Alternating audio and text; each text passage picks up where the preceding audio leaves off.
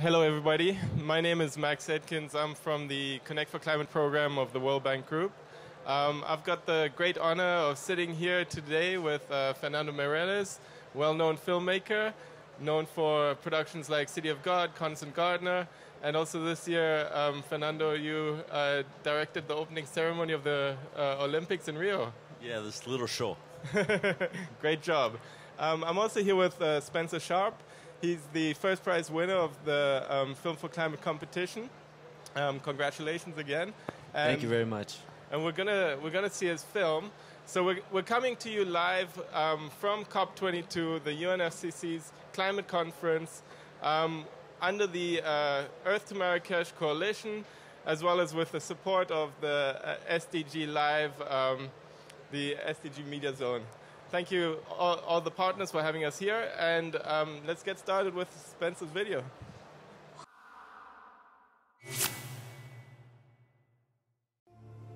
Fun fact, planet Earth is 4.5 billion years old. Mankind, about 140,000 years old. Let me put that in perspective. If you condense the Earth's lifespan into 24 hours, that's one full day, then we have been here on this planet for, drum roll please, 3 seconds. 3 seconds. And look what we've done. We have modestly named ourselves Homo sapiens, meaning wise man. But is man really so wise? Smart, yes, and it's good to be smart, but not too smart for your own good. Yes, we have split the atom. Yes, we build clever machines that navigate the universe in search of new homes, but at the same time, those atoms we split created nuclear warfare. In our quest to explore the galaxy, rejects and neglects the home that we have here now, so no, that cannot be wisdom. Wisdom is different. While intelligence speaks, wisdom listens, and we willingly covered our ears to Mother Nature's screams and closed our eyes to all of her help-wanted signs.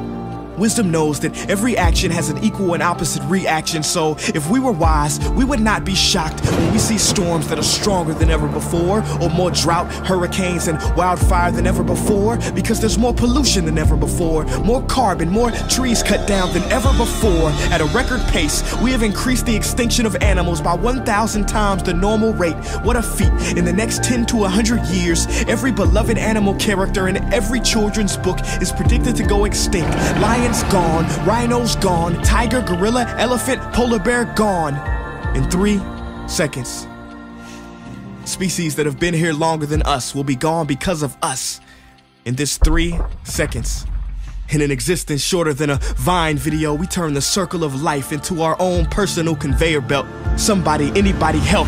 We were given so much, the only planet in this solar system with life. I mean, we are 1 in a million. No, actually, scientifically, we are 1 in a billion, trillion.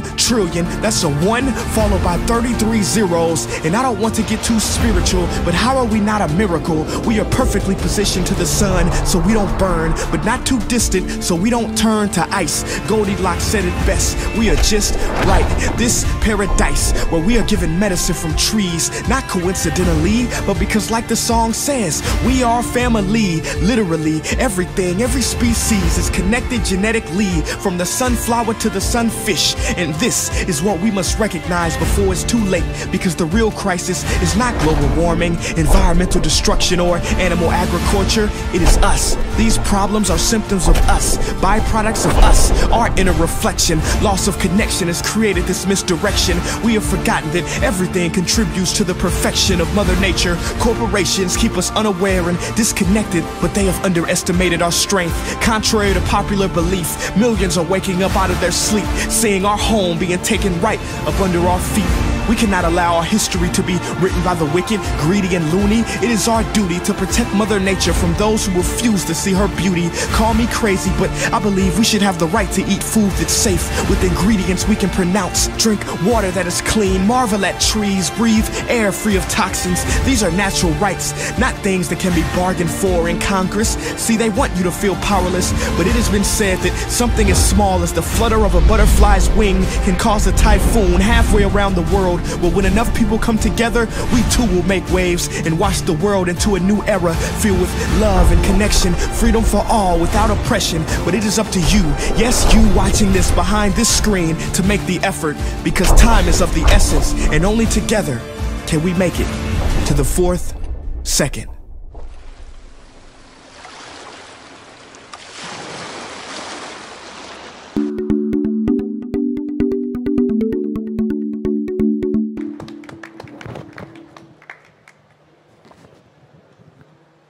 I mean, what can one say? Power. Power is the word behind that. It hits you in the heart. It shows you that we are concerned. We really want to change this world. Thank you so much for making such an impressive, important message. So this was the winning entry of the Film4Climate video competition. We received over 860 videos from 155 countries, which is a true representation of the global youth call for climate action. We launched the trailer coming out of that at the high-level climate action agenda with Minister El Haite. And we had the award ceremony on Sunday the 13th, where we announced all the winners. And Spencer Sharp's video, 3 seconds, featuring Prince EA, was the top winner. I mean, an amazing production. Can you tell us a little bit why you made the video, how you got to this message, and what you think the message is for people out there? Yeah, first of all, thank you for giving us this opportunity to share the video. For the people here watching, we wanted to do like a motivational video, make it very epic, so it's kind of hard to do like in a big room like this with a small TV, but it's kind of like just to motivate people to do something, because there's a lot of videos out there that talk about climate change or pollution or whatever, and you know, you share the video and then you feel like your job is done. You feel like, oh, I've put in work, I've shared the video. But with this, our kind of goal was to make you actually do something.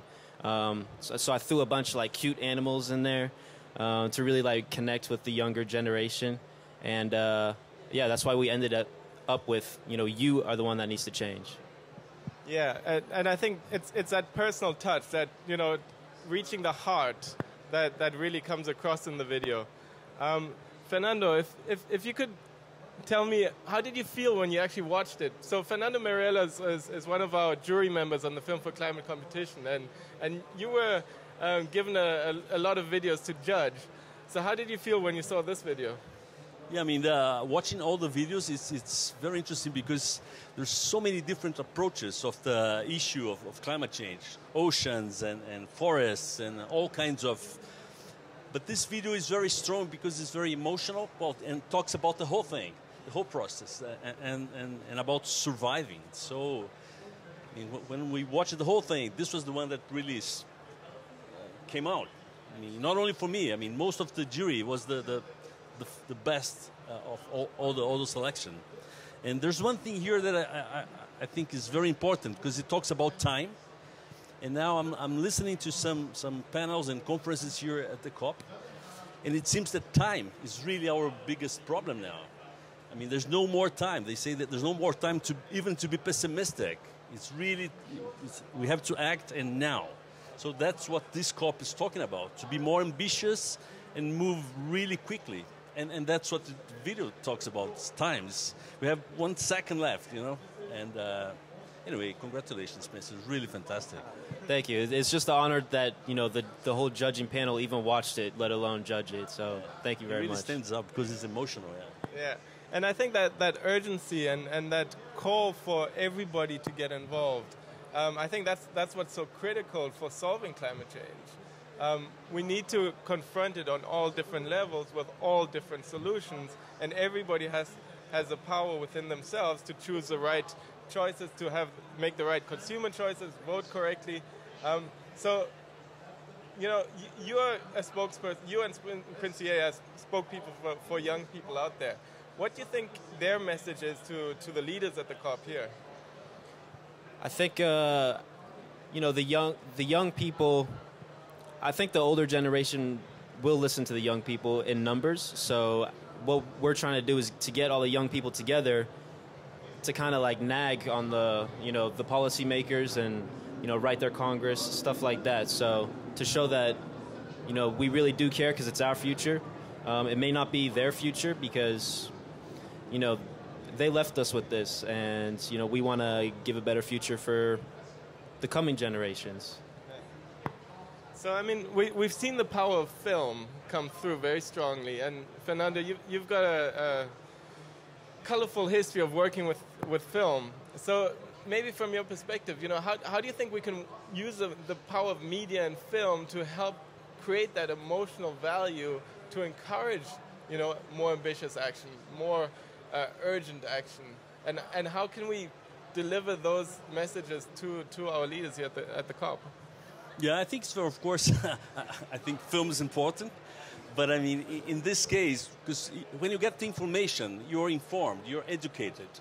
But when you get information with emotion, that's what really changes you, that engages you. So that's the trick. A film won't inform you as much as a report or maybe a newspaper, but informs your whole body because you feel it. And this is very important because if you don't feel it, you don't engage. So, I mean, I really support films on this issue to really engage people, as Spencer was saying. We need to engage the whole world population because the population will put pressure on the policymakers. Climate change will only solve the problem. Well, we won't solve the problem, but we'll reduce the problem with policies, with chief of state signing agreements. So we need to put pressure on them. So and films helps that. Films and also big public events. So do you think the opening ceremony of the Olympics helped push the Brazilian government to ratify the Paris Agreement and to be very proactive in promoting climate solutions? Yeah, the opening ceremony of the Olympics was really about environment and a lot about climate. I mean, our cauldron in the end was a very small flame to say, well, let's not put more carbon on the atmosphere. But I think it worked. I mean, I got several messages from different parts of the world and from NGOs and all. But for me, it was very timid. I mean, I would like to be much more, you know, I would like to have a half-an-hour PowerPoint on climate change. But we couldn't. It was a party, it was an opening of sports, I mean. But I think it worked. Because the plan, the first plan, and what all the countries do is use that space with 3 billion viewers to make like a propaganda of their own country, like China did, like England did, in a beautiful way, of course. Both shows were amazing. But we decided to use our show to talk to the world instead of just selling Brazil.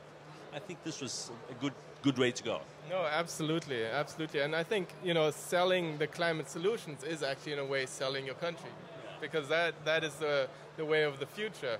If you're a progressive country embracing the new climate economy, then you are a showcase of the future.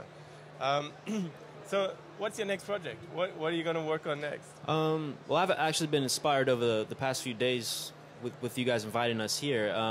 I kind of want to do a piece on the effect of the cattle industry, animal agriculture, so beef. And I feel like maybe starting a movement, you know, hopefully through like a film. I don't know if you guys remember, but in 2012 they had the Coney video, Coney 2012, and that just overnight got 50 million hits, and everyone bought like a package, like with a T-shirt, and everyone was going to like march on the government.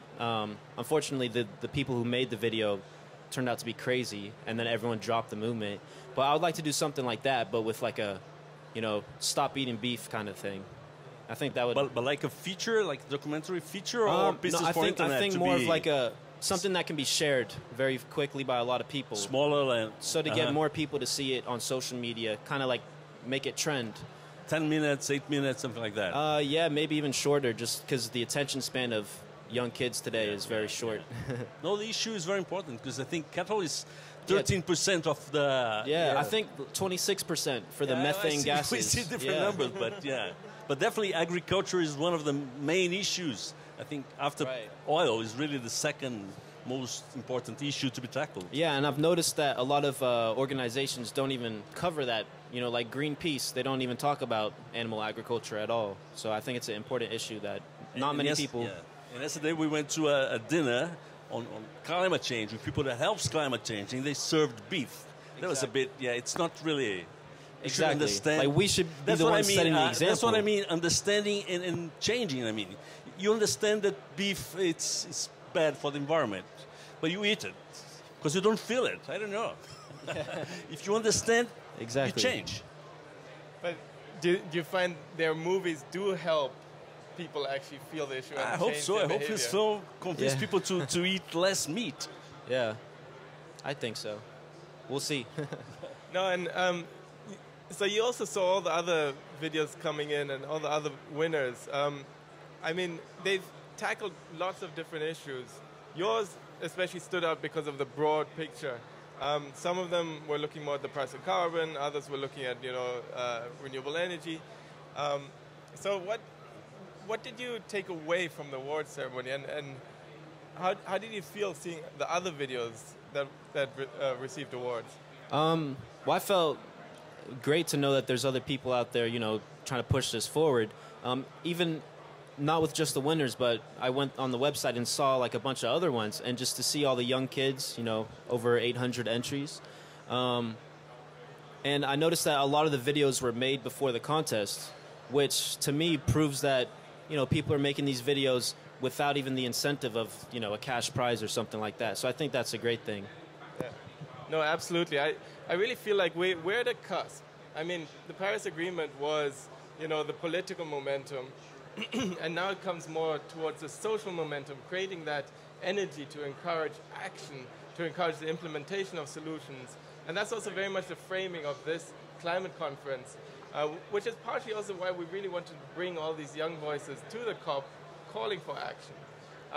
So, I mean, from your perspective, what is the single most important thing that kind of the leaders can commit themselves to over the next 5 years? Yeah, I think the theme, what I'm listening and reading here is about being more ambitious. Because if every country does what they agreed to do, we won't get there. We'll get to 4 degrees, 3 degrees and a half. So we really need to be more ambitious. And as far as I understand, this meeting here at Marrakesh is about how we're going to organize this ambition, creating the path for all the countries to in 4 or 5 years, come with new commitments. So that's what we're doing here now. Absolutely. A step ahead. Okay, that was Paris, but we need to go further. Absolutely. And then maybe from your own work, so what's coming up on your side? As I'm obsessed with this theme, I'm working on a TV series. It's a Brazilian-British production to be shot beginning of next year on climate change, called Centigrade. And it's a thriller, it's a fiction, so people will learn about this without preaching, and it's just a story, very emotional and funny, and let's see. Fantastic. I have a question if you don't mind. What I've noticed is, like, with videos like this, it's more effective if you use real people instead of actors. And my question to you was, because with City of God, I believe you went into the villages and recruited actual people rather than just actors for everyone. Do you have any tips as a director of like directing a real person for a film, not directing an actual actor? Yeah, what I did is once they didn't have any experience in acting, they didn't have technique for acting, I never gave them any script. So we would rehearse a lot. We put them together. I mean, if there's a scene with 3 guys, we put the 3 together, explain the intention of a scene, and say, improvise. So they would improvise. I said, okay, no, be more aggressive. You shouldn't say this. That line that you said last time was very good. Try to repeat it. And doing over and over and over, they would get to the scene, And then on the day, they were ready. They knew exactly without reading a line. So that all the lines were their own lines. I think this is what makes it so... so real. It takes time. Yeah. But I mean, it pays. It was very effective. It's one of the greatest films of all time. Thank you. Thank you. Yeah, I mean, it's the personal stories, making them real. Yeah. And we should be really excited. I mean, this is our time to transition. This is our generation where we're going to shift into a low-carbon renewable future and actually continue living into that 4th second. because it is up to all of us. Any final words? Yeah, I mean, this is the 22nd COP. You know, hopefully one day there won't be any more. Well, in a good way, sense. yeah. Not like Trump saying no more. Yeah, but in like, we don't need it. Yeah, no, I hope so. And I'm more modest. I'll try to convince them next year to have also a contest on VR, not only films, but also VR on climate. It's a good idea, isn't it? Absolutely. Let's look into it. Thank you. No, thank you so much, Fernando. Thank you so much, Spencer. Amazing work from both of you guys. We're really excited to be working with you, and we look forward to spreading the Film4Climate messages further. And thanks to Earth to Marrakesh and SDG Live for being here. Thank you.